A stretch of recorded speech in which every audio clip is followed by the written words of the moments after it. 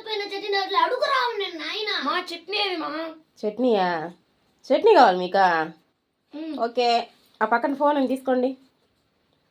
తీసుకున్నా. ఫోన్లో పిక్ చూడు. చట్నీ తమ్మంటే పిక్కు చూడమంటావు ఏంది నువ్వా? ఏం పిక్ చూడుమా?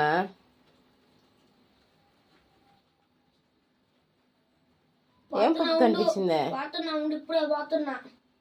త్వరగా పో, టైం అయిపోతుంది స్కూల్కి. First chutney pic. దాన్ని చూస్తా తినేసేయండి. దీన్ని చూస్తున్నా తినాలమ్మా, సప్పుకుంటది కదా. సప్పగా ఏముండదు, చట్నీనే చూస్తా దోశ తీసి నోట్లో పెట్టుకోండి, చట్నీ తిన్నట్టే ఉంటుంది.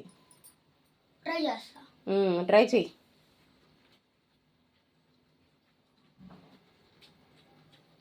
బాగుందా కౌశి? సూపర్ టేస్ట్ కదా. అంతే, నేను కూడా ఒక్కొక్కసారి నేను ఒక్కదాన్ని నేను ఎప్పుడైనా వంట చేసుకోలేదనుకో, ఏదైనా మంచి వంట చూస్తే తినేస్తా, అప్పుడు హ్యాపీగా తినేయచ్చు. తినండి తినండి. తినగవుతాను, తిను. ఇంకా 2 రోజులు పోతే దోశ పిక్కు కూడా పెట్టి తినమని చెప్తా. ఓవర్ చేయకుండా తినండి.